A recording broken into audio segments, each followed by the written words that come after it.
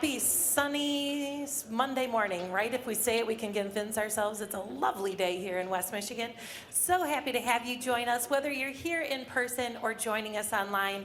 Welcome to the 2024 Breakfast with our Congressman. We're delighted to have you here today. We want to move right quickly through our things this morning to make sure that we have plenty of time with our Congressman. So first of all, we'll start by thanking our sponsors that make events like this possible. If you look on our screen, we'll have our silver sponsors listed. I promise, there they are.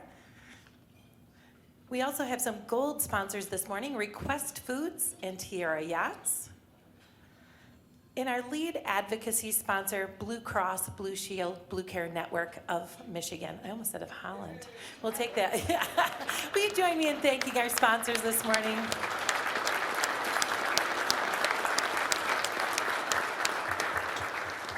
Truly, we couldn't do what we do without the support of our sponsors. And we have a program sponsor with us this morning, Corewell Health. I'm joined here by my friend Bill Hofer, President and Regional Leader for Corewell Health. Bill, good morning. Good morning, Jody. Very happy to be here today and certainly happy to be a sponsor of this event. So Bill, every time I drive around Zeeland and I'm by your campus, I'm blown away by the ever-expanding growth that's happening there. I understand there's some projects that are currently underway or just completing. Can you fill us in a little bit? Give us the inside scoop. Yeah, I'd love to. At Zeeland Hospital, we're real excited because we've got a two-phase, pretty major construction project going on. When you drive past the hospital on Chicago Drive, you'll see that we are nearly doubling the size of our medical office building. You might ask, like, why would you do that? You know, what does that accomplish? What that does is it creates a lot of space where we can bring in new providers. One of our goals is to keep care local. To keep care local, we need more physicians and other providers, and to do that, we need more space. Kind of another part of the project is that we are going to be building a fourth operating room. And to build that fourth operating room, we're going to move the C-section suite upstairs to the third floor of the hospital to the OB department. And that fourth OR is going to give us, again, the ability to bring new providers to the community, to keep care local within orthopedics, urology, and also general surgery. So I heard you say a couple of times more providers, and I know access to primary care physicians has been a challenge. How are you specifically addressing that issue? Yeah, you know, in Ottawa County and really in the state of Michigan, we have a pretty significant shortage of primary care physicians. This year alone, we have been able to bring 10 new providers. That's net 10 new providers to Ottawa County. So we're excited because this team, I think, is going to do a great job of allowing us to keep care local, make sure that people who want or need a primary care physician have access to one. That's fantastic. Net 10, that's a big deal. So I'm sure there's a very long list of things that you're proud of, but as you look at what's happening at Corewell Health and Zeeland Hospital, what are you most proud of? So really, I'm most proud of my team, and I've got 5 of my team members down here at the front of the room, and I'm proud of our team because when you look at the hospital from a quality perspective, we just were A-rated from a safety and quality perspective for the 17th time in a row. We were rated 12th out of 374 small community hospitals for quality and experience and safety. And none of that is possible without good people. And so I'm just incredibly proud of our leadership team. I'm proud of our nurses, our technicians. I'm proud of the people who greet you at the front door. Our team is just very, very committed to doing a great job, taking care of each of you and your family. That's fantastic. Bill, thank you. Not only for the work that you do here in the community and the impact that you and your team are making, but also for your ongoing support and friendship to the West Coast Chamber. We appreciate you greatly. Will you join me in thanking Bill and the team at Corewell Health?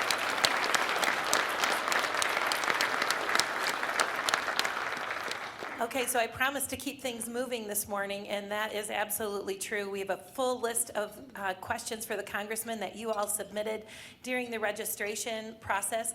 Because we have so much to cover, we're not going to do a structured networking at the table, but I do encourage you to take time after the program to continue those conversations. So with that, I'm going to turn things over to Mike Hill, our friend and fearless facilitator, say that 3 times fast, as well as Kevin Courtois from the U.S. Chamber. Mike and Kevin.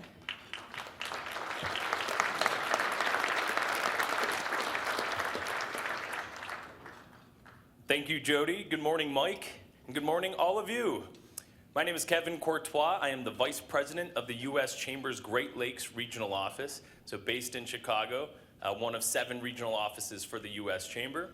For those of you who don't know, the U.S. Chamber is the world's largest business organization. We represent the interests of over 3 million businesses and associations across the country. And that includes state and local chambers just like yours. Now, Bill, it was pretty neat to hear about a lot of the awards and honors, distinctions that Corewell Health has earned this year. So I want to take a moment to also recognize your chamber and your chamber team for a distinction you earned earlier this year. Earlier this year, the U.S. Chamber awarded the Michigan West Coast Chamber with its prestigious 5-star accreditation. So,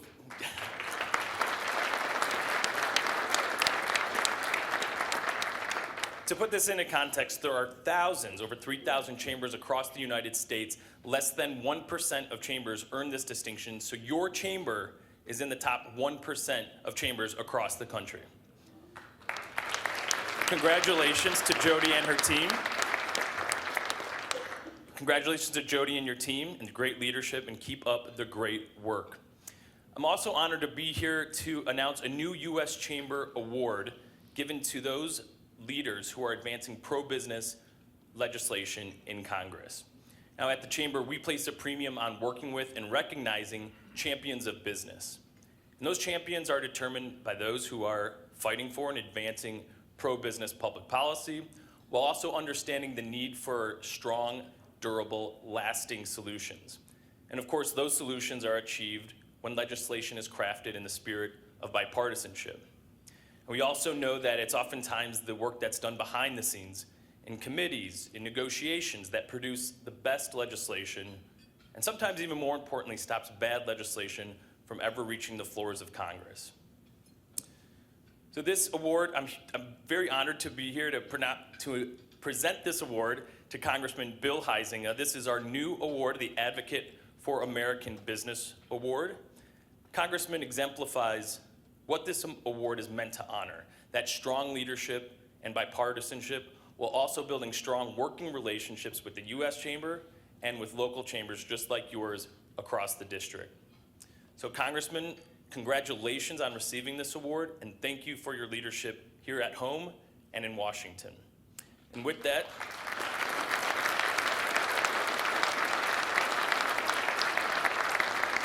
that was your warm welcome to the stage, your Congressman, Bill Huizenga.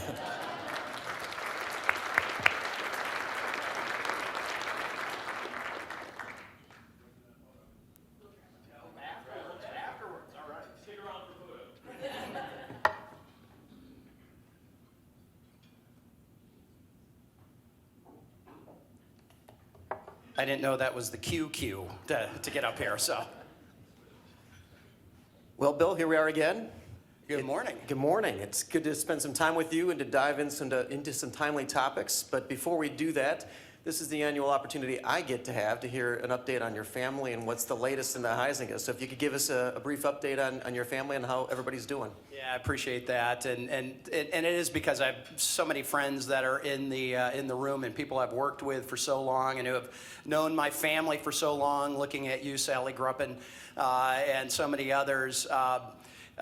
Natalie is unfortunately not able to be here, and she did give me permission to share sort of what is going on in our family with this. Unfortunately, her mother is dealing with Alzheimer's, and I know if we had a show of hands, how many families have been touched by that and affected by that.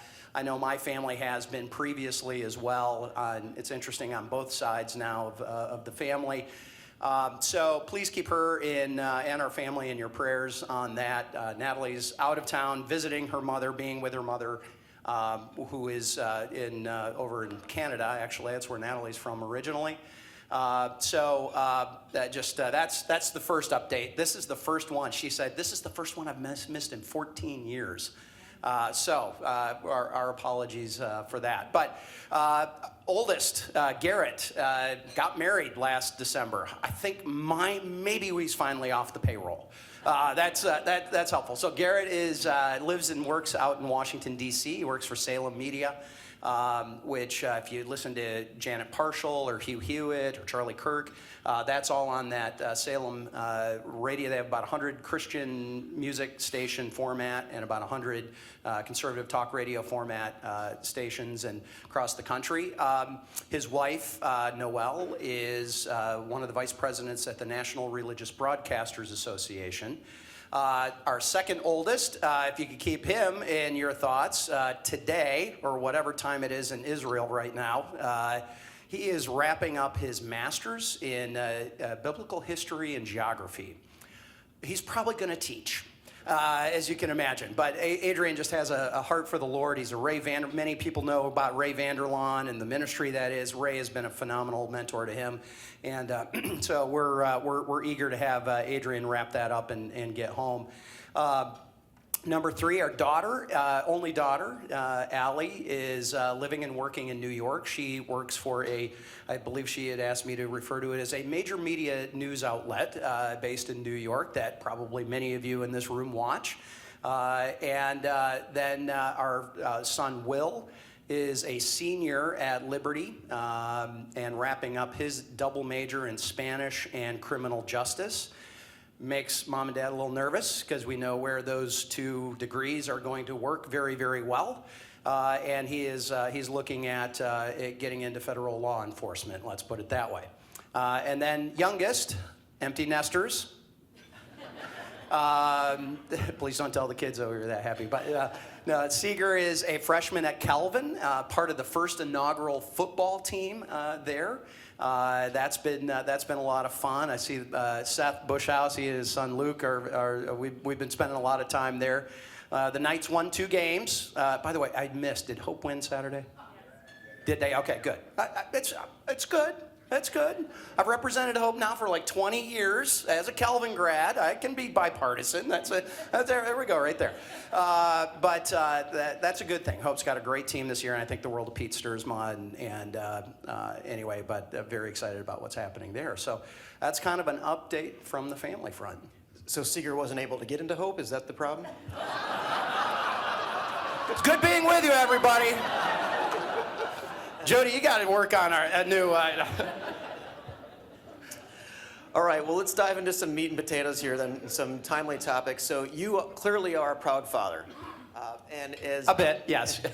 And I'm a parent too, and sometimes as a parent you got to walk that fine line between letting your kids fail and feel the repercussions of the decisions they make, and sometimes you want to do what you can as a parent to protect them.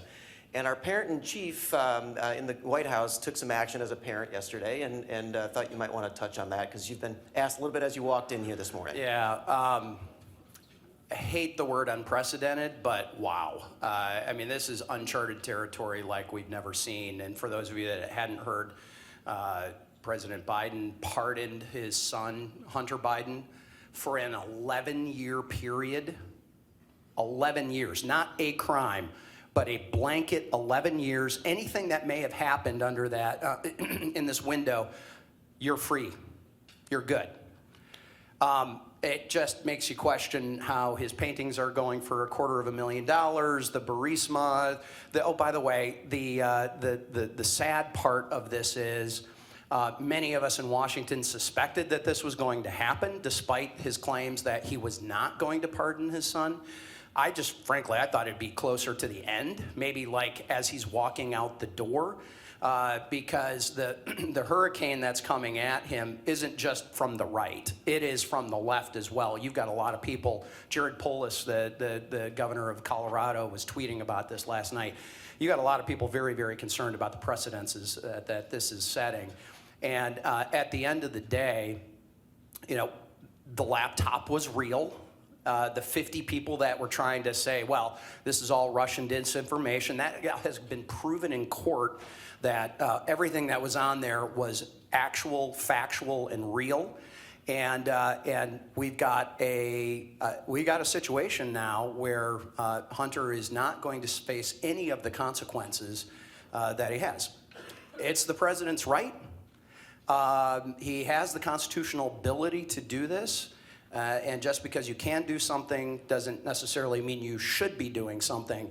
And I think there's going to be, frankly, a lot of questions and moving forward. What happens with his brother Jim, who has been, this is Biden's brother Jim, who has been part of the whole Biden brand. I mean, there's been this protection of the Biden brand that's been happening. And it's going to be very, very interesting to see with his other pardons, because it's very traditional that a president would move forward with pardons as they're going out the door. Bill Clinton had some pretty controversial ones as well. You remember the guy that was living in Switzerland because he couldn't come back to the United States. He was a major donor, and literally on the way out the door, he pardoned him. But it's going to be interesting to see how this affects maybe some of those things moving forward. But it's going to be a topic of conversation, I imagine, for quite a few people. So when we were sitting here last year, the Republicans controlled the House, but not the White House, not the Senate. Starting in next term, the Republicans are going to have the trifecta. So can you just talk to us, let's do a little quick debrief on the election and what you're seeing for 2025, and then we'll talk about some legislative issues. Okay, interactive poll time. Who thought that this was going to be a weird election? All right, those of you not raising your hand are all lying, or you're kidding yourselves, right? Yeah. Look, election years are weird anyway. I knew that this one was going to be weirder than most. Then that first debate happened, and then it just went bananas afterwards. And so with the outcome, there's still, by the way, 3 House races that have not been called, all in California. You would think California would be able to figure this out by now, but they do all kinds of ballot harvesting and all kinds of stuff that's going on out there. The same thing in Arizona, but they just wrapped up. The last one was a guy named Juan Ciscomani, a Republican who actually a good friend of mine from the Phoenix area. So we still don't know exactly what our majority is going to be. It's probably going to be about 220. Obviously, Matt Gaetz resigned. That is going to be taken care of in a special election in April. DeSantis set that date to cover not just Matt, we believe, not just Matt, but Mike Walls, who is going to be leaving as a national security advisor out of Florida. It is very, very different. Now, having lived through this for the first 2 years of the first go-around with the Trump administration, and this will flow into one of our other main topics that we need to talk about as a business group, is the Tax Cuts and Jobs Act, what had gone on with tax reform in 2017. And it's going to have a major, major impact on you all and many of you if those provisions are not re-upped. But that was the last time that we saw that trifecta, as it's called, at least on the Republican side. Joe Biden had the trifecta the first 2 years as well. It is a time where you see the most significant movement. Now, I know this is a bipartisan award, and we've got a few people in the room that are surprised that I would actually get a bipartisan award. I actually do have a great reputation across the aisle for working with folks. By definition, most of the things that are going to have to come out of the Senate are going to have some type of bipartisan stamp on them, oftentimes because they have to hit a 60-vote threshold for them procedurally to be able to move together. And by the way, I'm betting that there's a few people that are really, really glad that they didn't get rid of the filibuster in the Senate on the other side of the aisle right now. So it just gives a different tone. Now, here's what I think is going to be the difference from 8 years ago to where we are today. One, we don't have this Russian hoax that was hanging over that. And by the way, people forget, I was having town hall meetings where 1,500 people came to Grand Haven. All right, and we thought we had done a good job by recruiting about 100 or 120 of our supporters. Everyone else was coming screaming at me that Hillary Clinton was actually the president because Dominion, yes, that Dominion, had flipped votes in Ohio and had caused Ohio to go into Donald Trump's category and in the Electoral College, and that he was an illegitimate president that way. Just roll back tape on what that atmosphere was like and what was going on. You had the hashtag resistance, you had the primal screams, you had all the things that were going on, and of course it was because of this ancient relic of our founding fathers called the Electoral College. That was the only reason, and that's why we needed to make sure that we threw that out and just went to the popular vote. Flash forward, guess what? President Trump not only won the Electoral College handedly, he also won the popular vote. And you saw virtually every single state and every county county in this state, with a couple of exceptions, Ottawa being one of those interesting blue specks that moves slightly to the left, whereas virtually every other county and every other state went to the right. You've seen those maps, right, where it's blue versus the red, where the concentration is. So that is going to give, I think, a different tone and start to what we are going to be doing when we get there. I will tell you, as now a, quote, senior member of the Financial Services Committee, I thought it was funny that I'd be a senior member, but apparently you all think I am a senior member. But What is the threshold for that, by the way, Bill? Well, you just have a dirty mouth on you this morning, don't you, Michael? First the Hope comment, and now I'm old. All right. No, I think it is having some time there and learning your way around and learning the ropes actually anoints you that in some, look, there's some folks who take one term to go fully DC and they forget about their district, and there's other folks that hopefully eight now, going into my 8th term here, the focus is still the district, but you still have to have an understanding of what and how things work in Washington. But so again, flashing back, it was February 14 of 2017, the first bill that President Trump signed into office happened to be my bill. It was a Congressional Review Act, a CRA, that was rolling back some of the provisions that the Obama administration had put on energy companies with foreign exploration. And I found myself in the Oval Office for the first time, and it was, I could go on about that, which I won't, but the point is that the CRA is a powerful tool and a check on what the outgoing administration does. So we're compiling the list. I sit on the Financial Services Committee, which touches a tremendous amount, whether it's banking, I see Dan Bitzer down here, and many others, but whether it's banking, whether it's insurance, whether it's credit unions, whether it's the stock market, whether it's the Securities and Exchange Commission, the FDIC, everything that is all wrapped up in that. We are compiling our list of, we think, that are potential targets for a CRA for a rollback on what I would view as aggressive regulation, come in over-regulation that has been introduced. We have to sort through that, what makes sense, what doesn't make sense, especially if it saves us some money. We are, you may have heard a little of this DOGE discussion going on, so we're trying to identify those areas where we can do some consolidation. I have one, this is a simple one. I've actually proposed this now for, I think, 3 terms. There is the accounting, the accounting world has this outside organization that does all the standard setting. Well, they then have to have it all run by and approved by the Securities and Exchange Commission. And my simple question is why are we paying a whole panel of people like almost $500,000 each to go and do something that the Securities and Exchange Commission is doing already? And the answer is, well, this is just the way it's done. Well, how about we do it differently?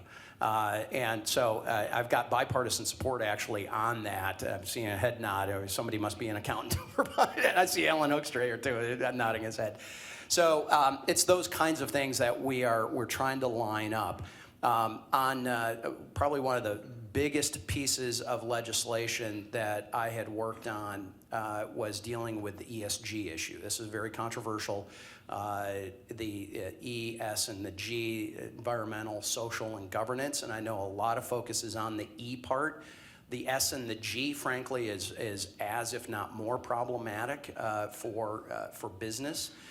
Securities and Exchange Commission had put forward a number of things, including their climate disclosure rule that was going to affect non-publicly traded companies, and how that they were going to, whether they would be able to supply a publicly traded company. Think about that, all you privately held companies. You would have to hit the same standards if you sold to a publicly traded company. A number of the other standard settings that are happening. You also have the proxy advisors. There's a duopoly basically of two large proxy advisors that come in and say, no, we need to see X, Y, and Z on your shareholder proposals, and if we don't, then we are going to recommend. We're going to sometimes even go against the board recommendation. I mean, publicly traded companies have a board for a reason, to run the company, right? It's not regulators that should be doing that. Anyway, we put together an ESG working group that I chaired, and we had the furthest extent of within our party, Freedom Caucus guys in New York and some other self-identified very moderate people, and we were able to take about a year and a half and work through a whole series of issues. I got every single one of them to sign off at every step of the way. It culminated with a 20-bill package, so 20 pieces of legislation that ended up getting rolled up into one, passed the House of Representatives on a bipartisan basis. We actually had Democrats vote for this package. And so when I have people say, well, what are you going to do in this space with the new administration? Here you go. Yeah, here is 20 different directions that we can go that I think will be helpful to the business community and to our economy, and that's got to be it has to be a significant part of what we were talking about. So you touched on a number of different important topics. Let's talk about one that's very front and center for you right now. West Michigan's been fortunate over the years to punch above our weight class in terms of having representatives in Congress playing at a very high level, chairing powerful committees. You have a race in front of you right now for the next couple weeks, you and three other candidates for financial services. Can you talk a little bit about what that might look like for us? Sure, and real quickly, this is an election like none other because it's 35 people within my conference who are going to decide who the next chair of our Financial Services Committee is going to be. We have one person who is more senior than I am. Frank Lucas is his name, from Oklahoma. Frank is currently the chair of the Science and Technology Committee. He had been chair of the Agriculture Committee. Frank, though, has not been a chairman of any of the subcommittees on our Financial Services Committee. Great guy. I've got a great relationship with him. I have a great relationship with all these gentlemen. Andy Barr, who some of you might remember is my best friend, literally my best friend in Congress. This is a little like two friends competing to become the starting quarterback. We both want it, but one of us is going to get it. Andy, very accomplished attorney, very smart guy. He has, I think he's on his second subcommittee that he is chaired. Another guy, French Hill from Arkansas, banking background, had worked at Treasury, also very, very smart person. I mean, with the most common phrase that we have when going around to these people that are chosen, by the way, it's our elected leadership from the speaker on down to our conference chair and others. Then we also have regional representatives that are elected within the regions to come and be on the steering committee. And then the freshman and the sophomore class representatives are also a part of that. So it's a pretty small group of people I have to go and talk to and kind of convince about what my vision would be on that. I'm the only person in this race that has chaired 3 subcommittees now. I've served on every single one of the subcommittees. I was a part of the digital assets working group. I've done ESG working group. I've kind of had this very broad look at what we have done, everything from the Fed to the SEC to the FDIC. My current role is chairman of the Oversight and Investigations Committee.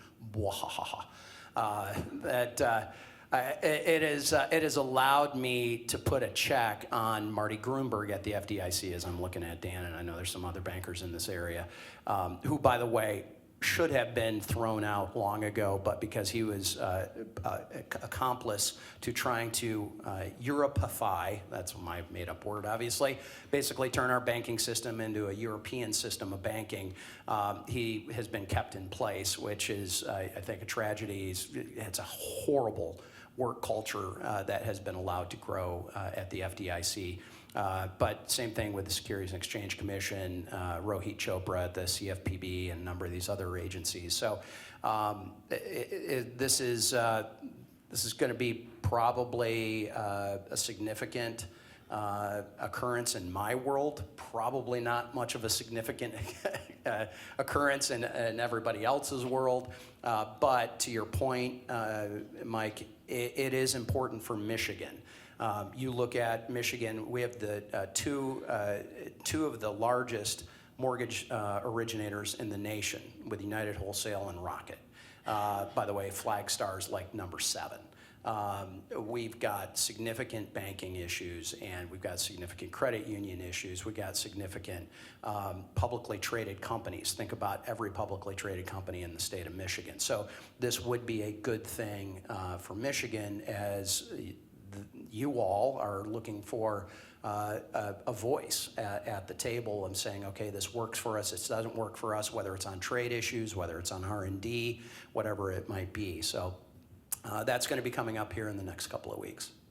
We wish you the best on that. That would be a good thing. Do you anticipate staying on a subcommittee if it doesn't go your way? Will you still likely be on that committee? Well, as chairman, I'm not allowed to chair us. That was apparently not funny, only funny in my head. So, we'll see. I mean, look, Natalie and I have a deal. The deal is that every 2 years, this job is under review, right? And as long as I feel like I can make an impact, and as long as it works for our family, we'll keep doing it. My commitment is that if I do become chairman, I'm in for 6. That's the maximum that I could serve as chair or ranking member.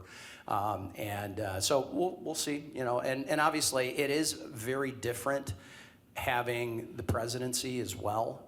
So even if we are not in the majority in the next term, or the Senate falls out of majority, then you still at least have the backdrop of being able to go and advocate at the administration level.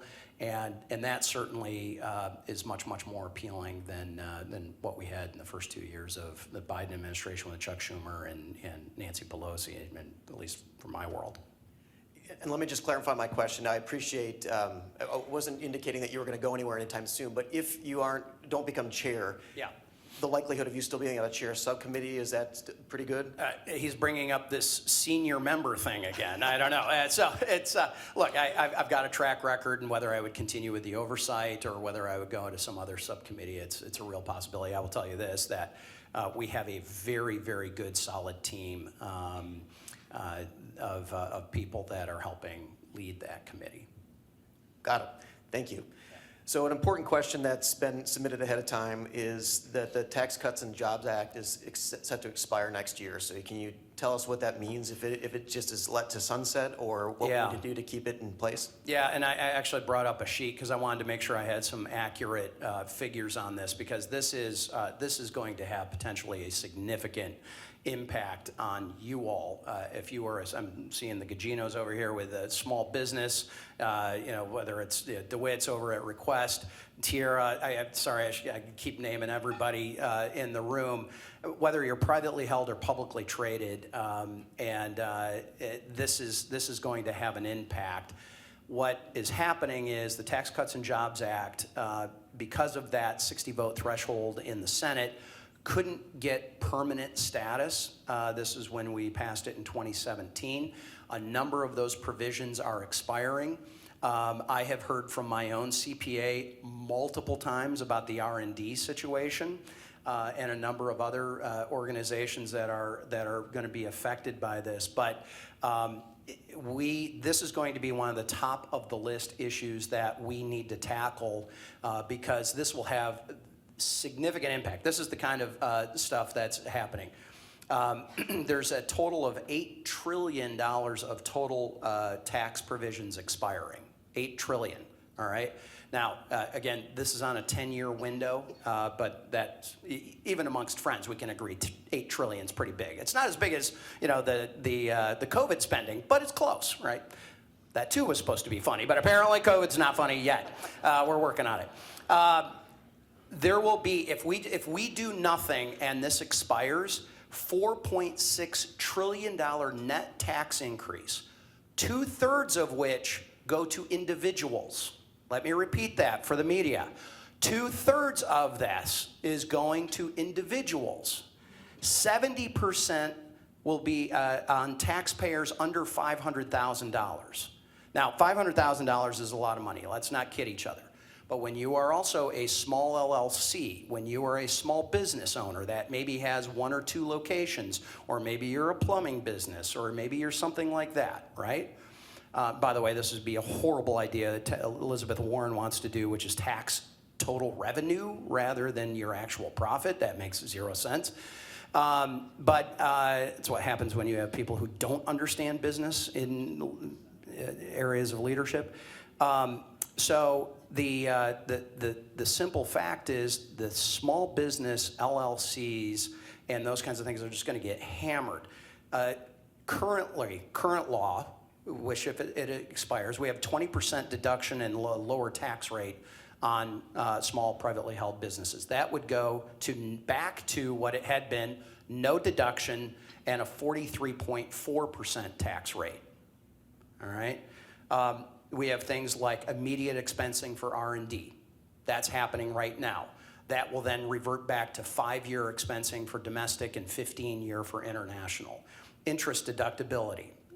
If we allow it to expire, limits deductibility on interest expense.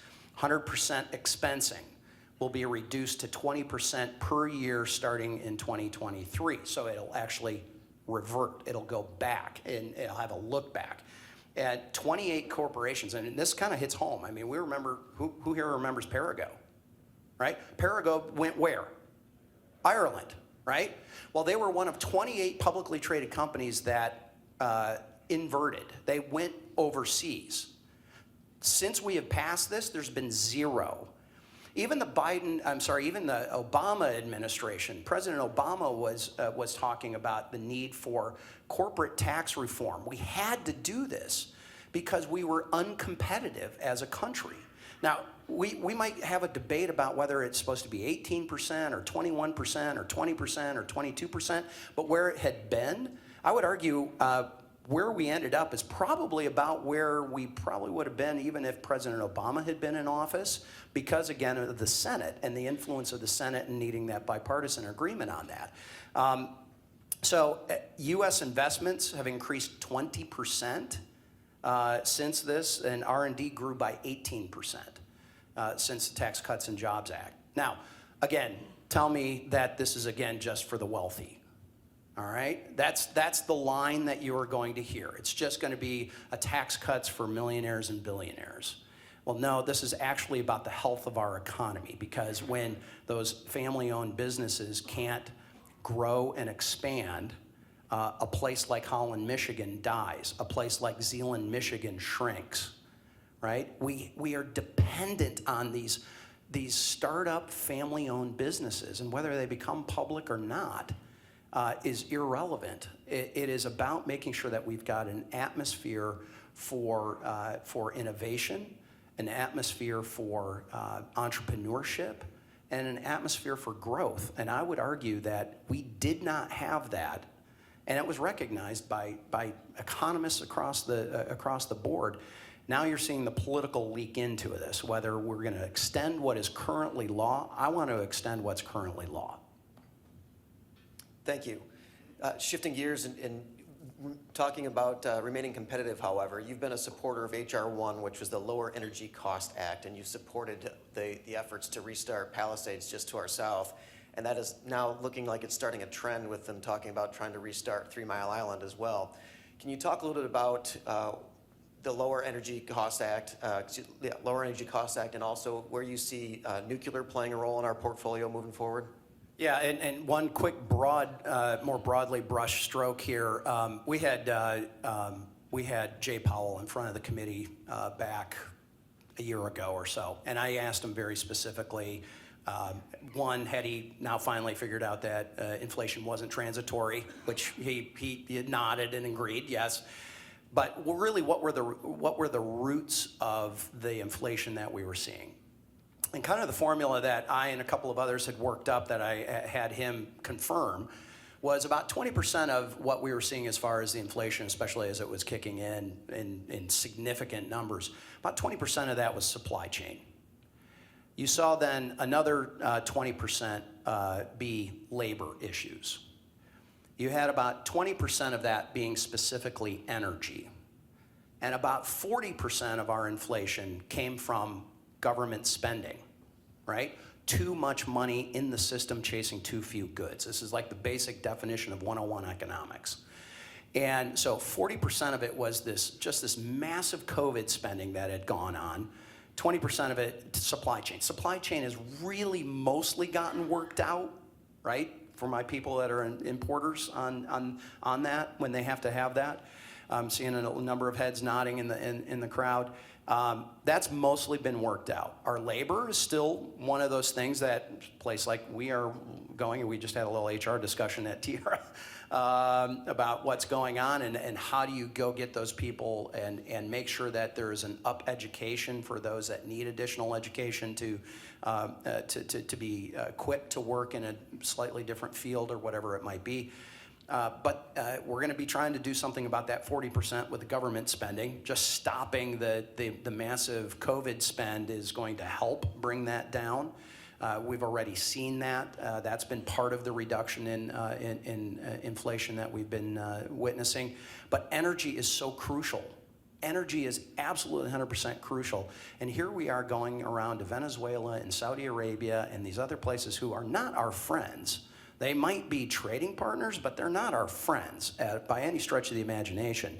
And we won't let Canada import their energy. We won't do our own exploration here in the United States.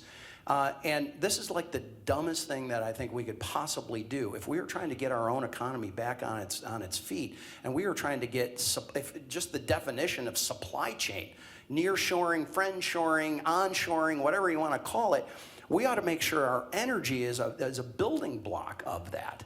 And so that means we need to properly use the energy resources that we have here in the United States. So that is going to be one step. I believe that it might not be H.R. 1 this time, but it will be one of those top 10 issues will be that energy issue.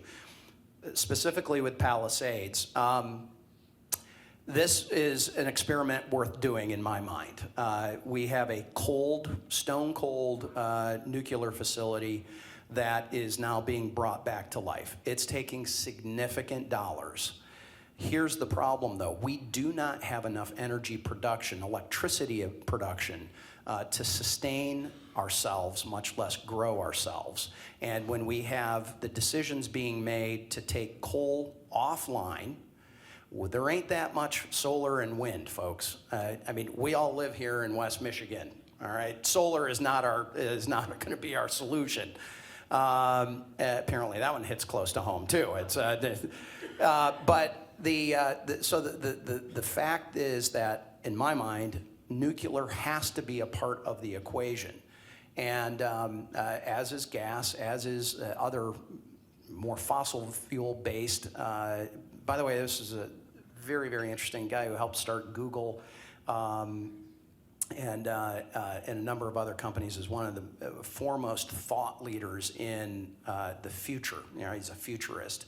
I was just at a dinner with him, and I'm not saying I necessarily agree with this, but this is his take. His take is, doesn't matter what it is, just get the energy out and build it, because with AI and what is happening with AI, the significant changes that we are going to have in our economy and the significant changes that we're going to have in society, we will solve any issue that we create with AI and additional resources that are developing. I'm not sure, maybe I'm not a futurist enough to think that way. That was a very, very interesting thought, and this is not a right-wing guy at all by any stretch of the imagination.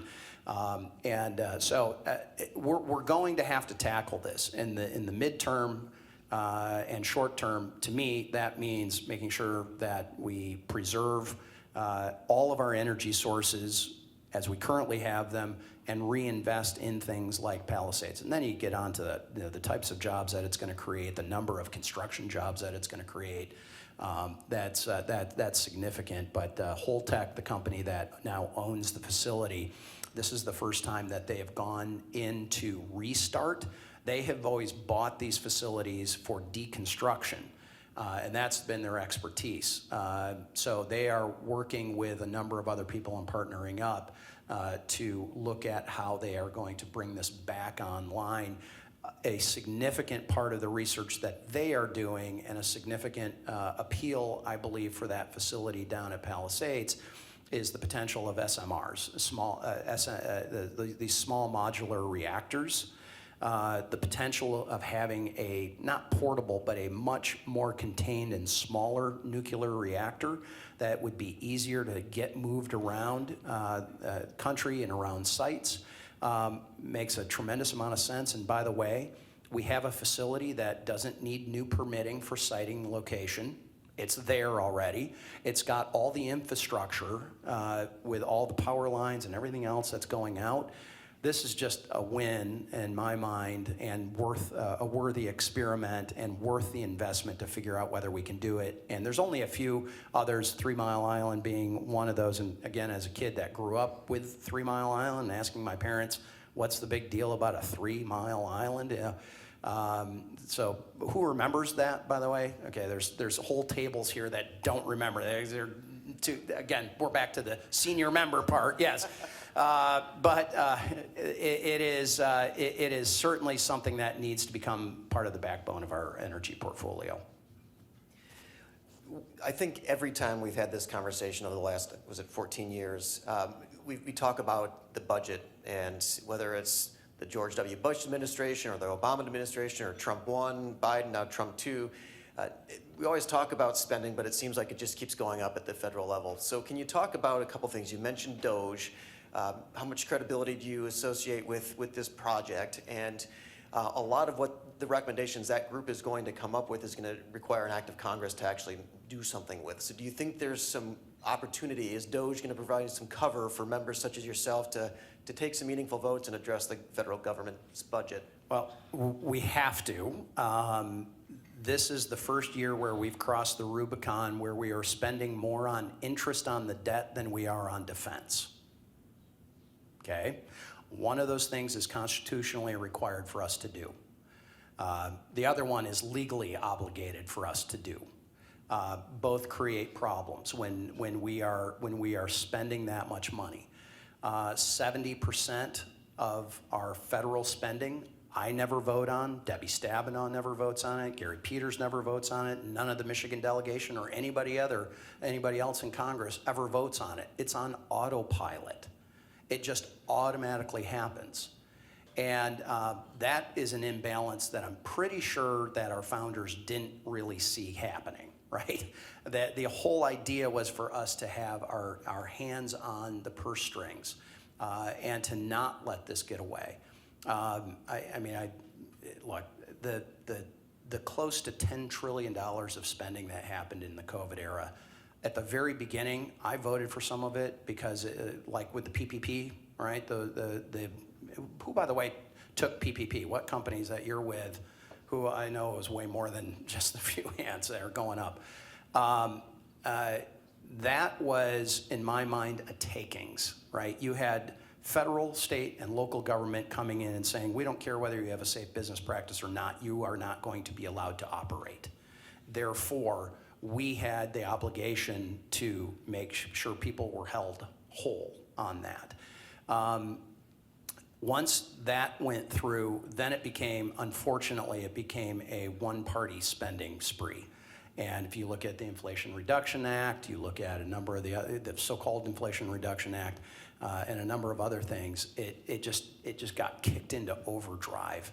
And we just stopping the spending is helping, but we still have this rate of growth that's going on, both on what we can actually vote on, and more importantly, what is on autopilot. And we're going to have to wrestle both of those dragons to the ground here. You know, we could slash entire departments, get rid of Department of Ag, get rid of NASA, get rid of the Department of Education, get rid of all these different departments. That is not going to put us in balance, right? Even in our current annual spending. So we've gotten way out over our skis on that. And then you look at what is sort of baked into this. That's really where we're going to have to focus. Now, many of you might remember I'm co-chairing something called the BFF, Bipartisan Fiscal Forum. All right? We intentionally chose that acronym, though. It's Scott Peters, Democrat from California, and myself are the chairs. We have been working on a proposal to do a commission. We actually had a hearing in the Budget Committee, which is where this would needed to originate. The two senators who came over to the House side, by the way, that never happens where you have senators come to the House side to testify, Joe Manchin and Mitt Romney. But there's a whole other layer of members that are very, very interesting, from Peter Welsh in Vermont, who has shown up at a number of our dinners, to some of the most conservative members of the Senate. There's a recognition that something needs to happen. Ideally, Congress would just come in and say yes or no to whatever we're going to do. That just isn't the reality. We haven't been able to demonstrate that, and we had real progress being made. There was folks in the Biden White House that we were working with on the policy side, where we thought we were right there. My Democrat friends were working them hard, and then the communications folks. Communications in politics means the political folks. The political folks at the White House got a hold of it and went, no, this is way too good of a political football for us here. Yeah. And then we saw Joe Biden announce at the State of the Union sort of his pronouncements about Social Security and a number of other things that were not going to happen. And Donald Trump very shortly after that followed suit. And here we are. And so we're kind of starting from a ground zero again, not quite a ground zero, because we actually have had significant bipartisan progress on this particular issue. And Scott and I just were on a call last week, kind of plotting out a strategy here. How are we going to move on this? How are we going to get to those freshman senators coming in? How are we going to get to those freshman members of the House? How do we keep this movement going? Because frankly, our country cannot sustain itself and keep doing what it's doing. So going into DOGE, are they serious? Yes. Will there be some very controversial things? Yes. Will there be plenty of things like the shrimp treadmill funding? We've all seen that video, right? Do you guys know what I'm talking about? Oh, my word. Okay. So federal government actually, in an effort to make sure that we have healthy shrimp, kid you not, has sponsored a program that is testing. And there's a video of this little shrimp on a treadmill in a tank. Go look it up, all right? You won't believe your eyes. You'll swear it's AI. It's not. It's that kind of stuff. You know, it's the studies of bear DNA, and it's the studies of, you know, the Beehive Museum. And, you know, I mean, it's like, okay, are we really going to put our federal government spending priorities in that category? Or are we going to actually secure it to make sure our kids and our grandkids have a future? I'd like to do that. And so there's going to be some easy, funny ones that we're going to be able to take care of, but there is going to be some really heavy lifting, and we're going to have some significant debates as a country and as a community as to what we're going to do. I think in general, people, institutions, even other state and local governments have gotten too dependent on federal government spending to do the things that they would like to do.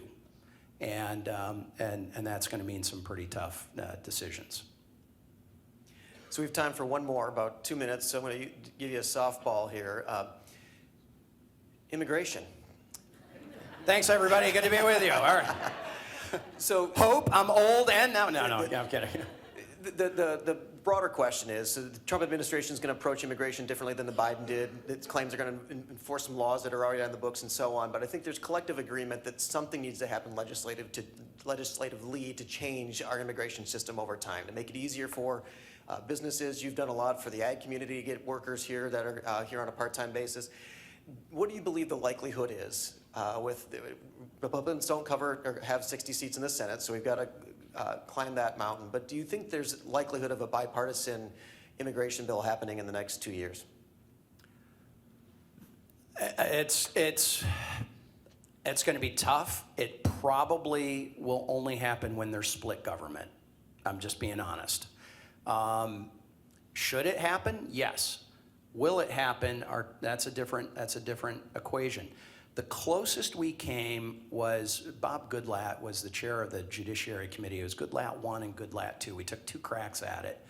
And we had the vast majority of our conference, about 190 of us, that said, we're on board with doing this.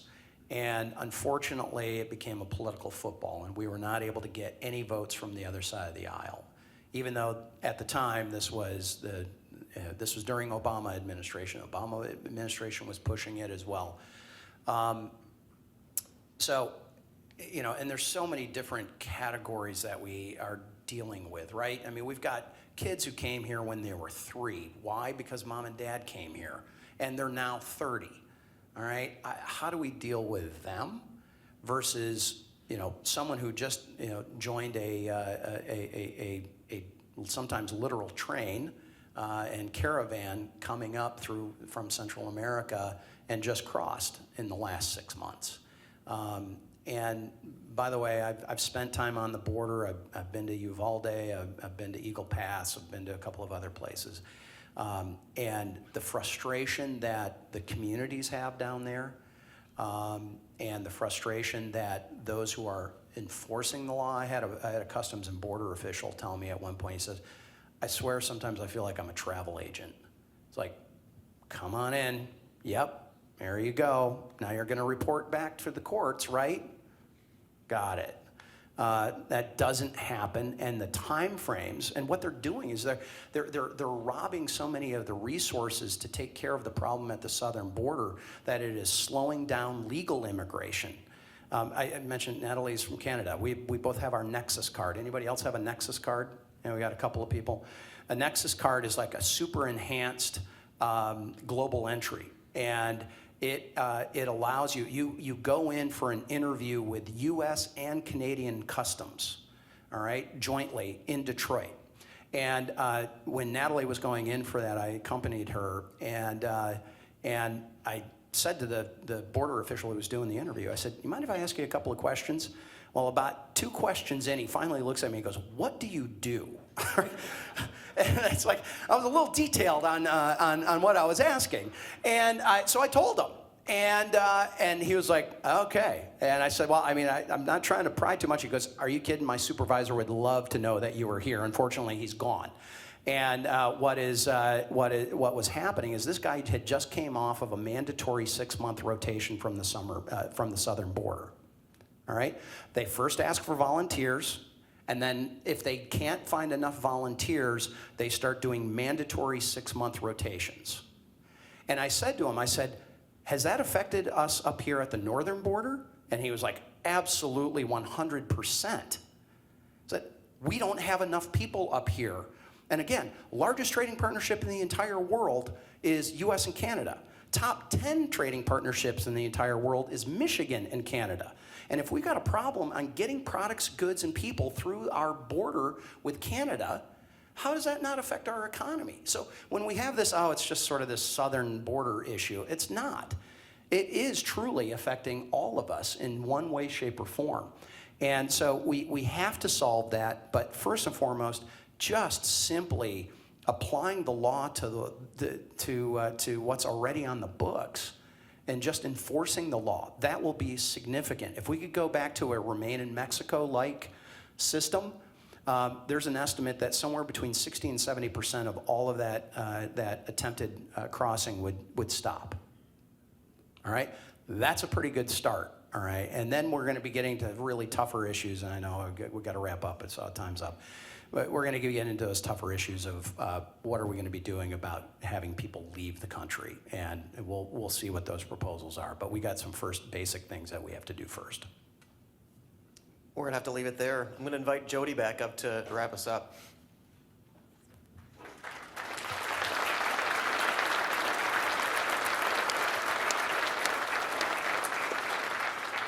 Congressman, thank you. 14 years you've been coming and doing this and making this a priority. We appreciate that. It's important, the work that you do and the impact that it has on our community. So thank you very much. Also grateful to Mike. He's been facilitating all of our advocacy programs for so long and speaks a different language, apparently. And so thank you, Mike, for your dedication here. After the holidays, we'll be getting back together, but not here. Join us on January 9 for our economic forecast at Getty Church. We'll once again be joined by Dr. Paul Isley, and we'll be able to talk through some more of the implications of the things that Bill has shared with us today. So with that, I'll say thank you very much for joining us. Go make it a remarkable day. Thanks, everybody.